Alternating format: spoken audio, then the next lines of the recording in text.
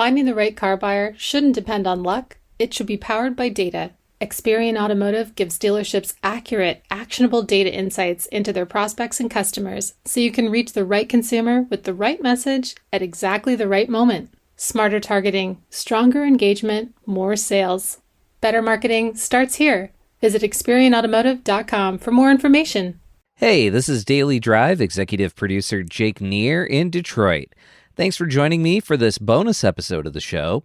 Earlier this week, I spoke with Automotive News retail tech reporter Mark Holmer about his reporting on whether AI agents might soon replace vehicle listing sites in generating leads for dealerships. If you missed that conversation, go back and check out Tuesday's episode of the show.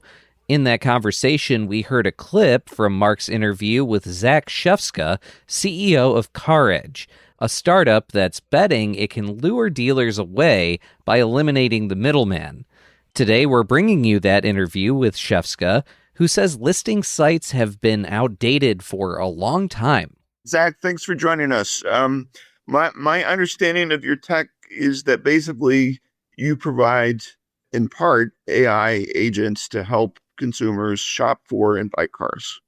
Yeah, for the past year or so, we've had in market AI agents that contact car dealerships on behalf of paying customers, creates an email and phone alias. We've done this over 50,000 times now and have sent hundreds of thousands of messages on behalf of consumers to help them purchase vehicles. Do you know how many sales you've accomplished? We've actually touched hundreds of millions of vehicles. About 80% of our paying customers have bought a car within 3 months of purchasing what we call CarEdge Pro, which is access to our AI. So we're talking tens of thousands of vehicles have been transacted with AI agent.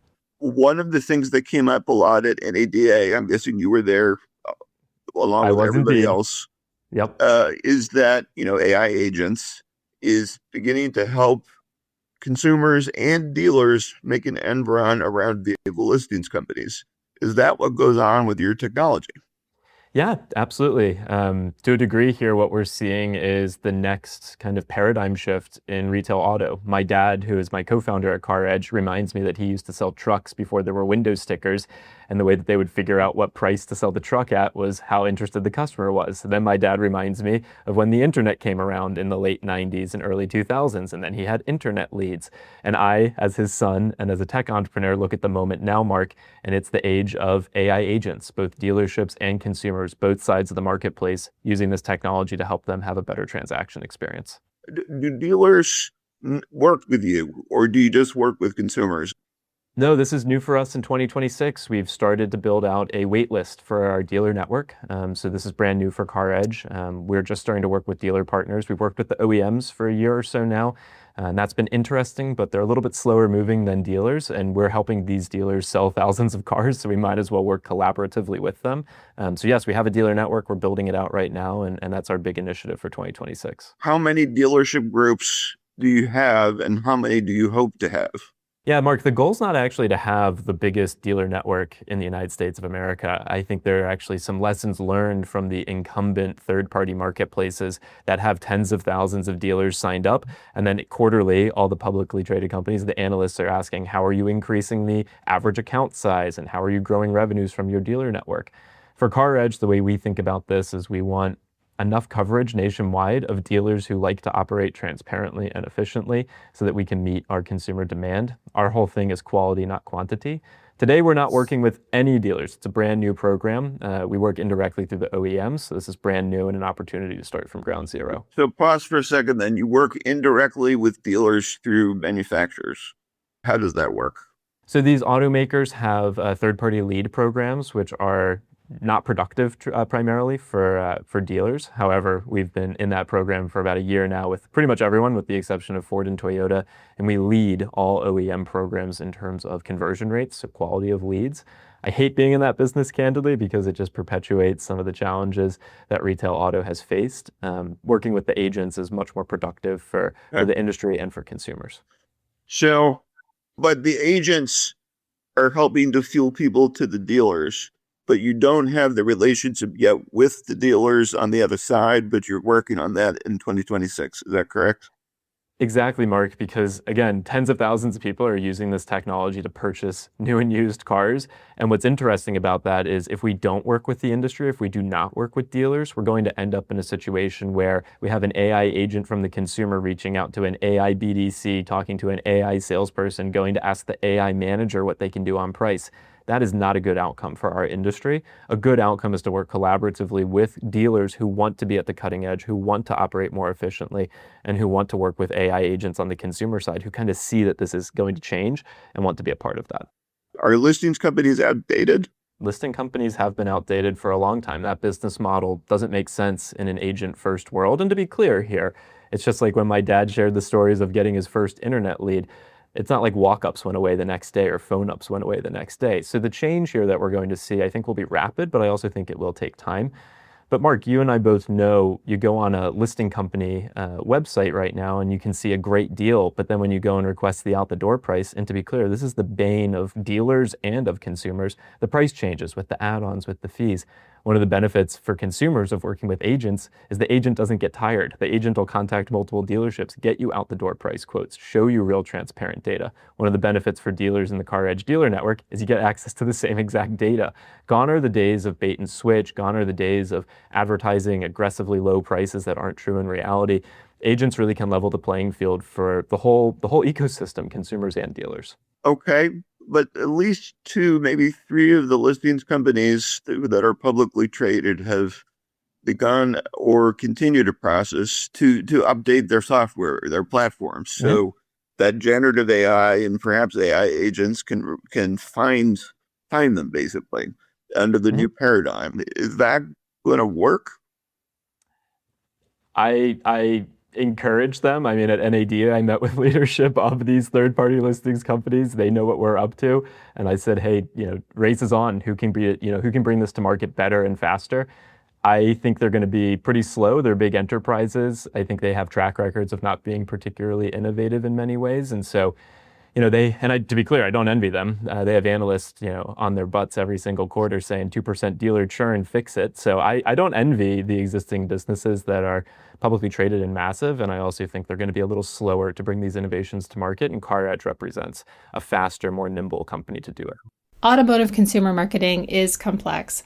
Customer data is constantly changing. People move, email addresses change, loans end, leases expire, and vehicles are traded in. Without accurate and up-to-date data, you risk spending money targeting the wrong people at the wrong times. This is where Experian Automotive Marketing Solutions can help. Our solutions help dealer marketers find, reach, and retain customers for life. By leveraging powerful vehicle, consumer, and credit insights, Experian enables you to identify who is actively in the market before your competitors do. You'll know who is coming off lease, who is in positive equity, who is likely to purchase in the next 30, 60, or 90 days, and who is due for service.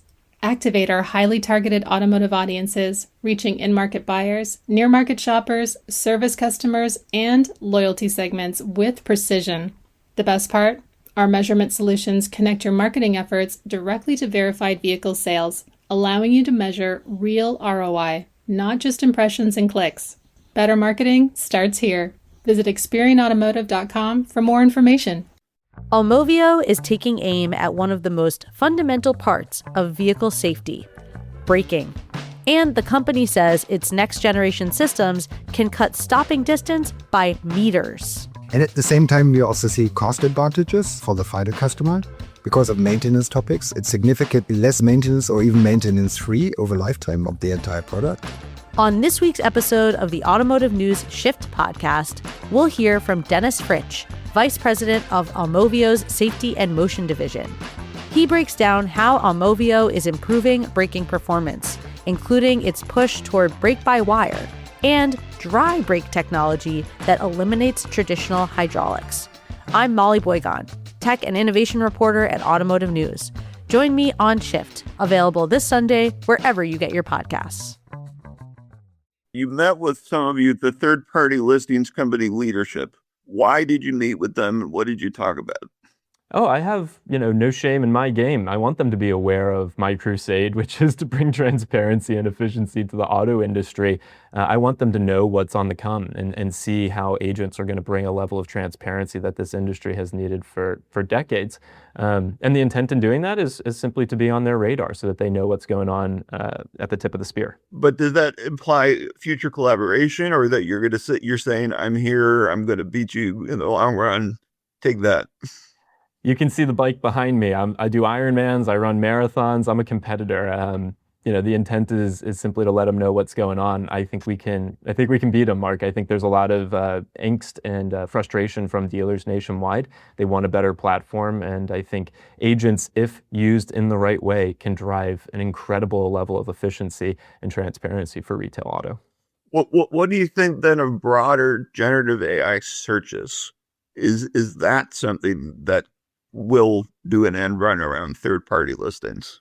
Yes, and I think that'll happen at the LLM level. And what I mean by that is the large language model.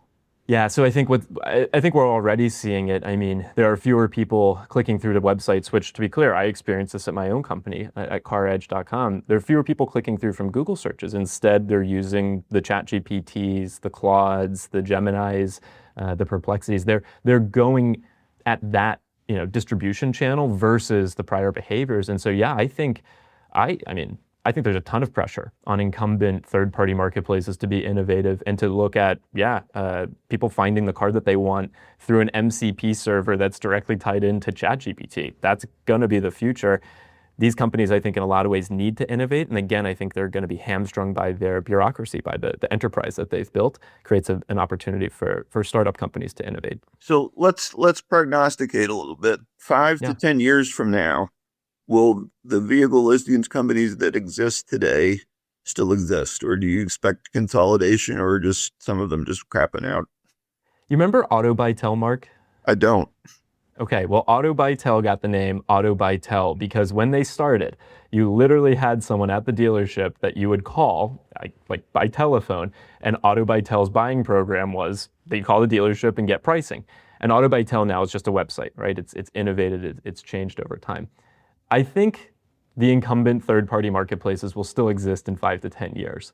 Will they be as large? Will they have as much command over the industry as they do today? I certainly think that will change. Just like Auto By Tel went from you pick up the phone and you have someone by telephone calling the dealership with a salesperson who was the Auto By Tel salesperson. I think it's going to look different for these third-party marketplaces, and I think there are going to be much better solutions for both sides of the marketplace in the future.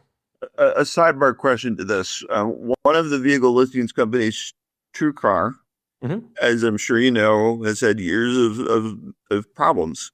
And yes. As you know, it's been taken private. It has an investor syndicate, like many investors, including Impel, which is AI, strongly AI based. So is this a sign of a potential solution to morph into something? I mean, and I know they're membership based.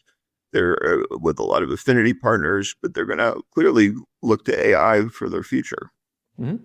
Is that the solution?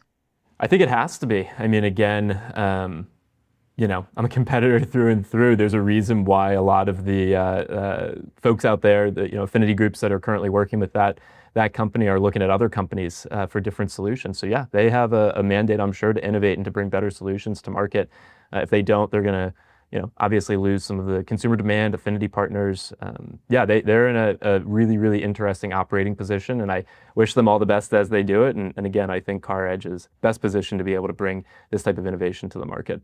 CarEdge CEO Zach Shefska spoke with our own Mark Holmer. Make sure to check out Mark's reporting on this subject over at autonews.com. His piece is titled, "Can AI Agents Replace Third-Party Car Listing Sites? Some Dealerships Are Testing Them." Thanks for listening to this bonus episode of Daily Drive. We'll be back on Monday with a brand new full episode of the show.